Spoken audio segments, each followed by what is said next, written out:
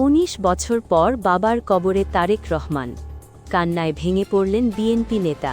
ঢাকার রাজপথের জনস্রোত।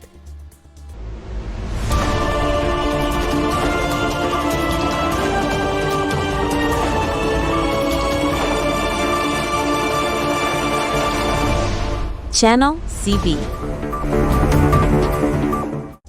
দীর্ঘ ১৯ বছরের প্রতীক্ষার অবসান। আবেগঘন এক মুহূর্তের সাক্ষী হল রাজধানী ঢাকা।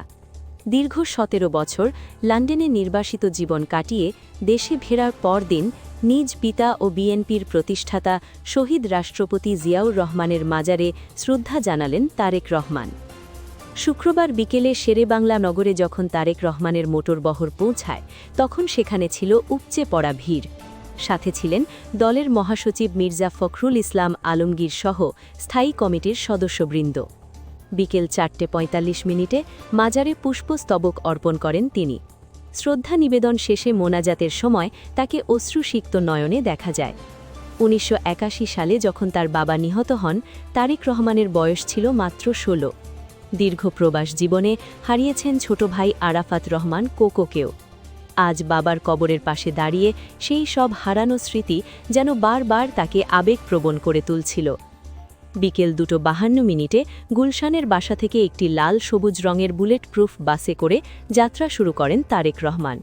মাত্র ৮ কিলোমিটার পথ পাড়ি দিতে সময় লাগে প্রায় ২ ঘণ্টা। রাস্তার দুপাশে লাখো সমর্থকের ভিড় ঠেলে সামনে এগিয়েছে তার গাড়িবহর। সমর্থকদের উদ্দেশ্যে হাত নেড়ে শুভেচ্ছা জানান আগামীর এই রাষ্ট্রনায়ক।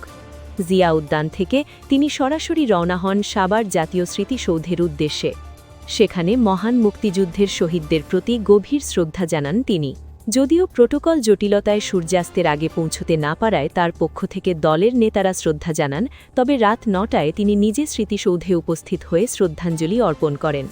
ছাত্র জনতার গণ অভ্যুত্থানে আওয়ামী লীগ সরকারের পতনের ১৫ মাস পর গত বৃহস্পতিবার বীরের বেশে দেশে ফেরেন Tarique Rahman.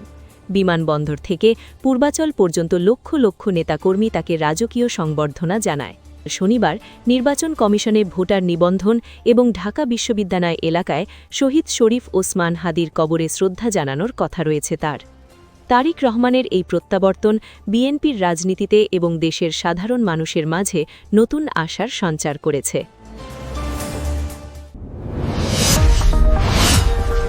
Subscribe now for daily news and updates.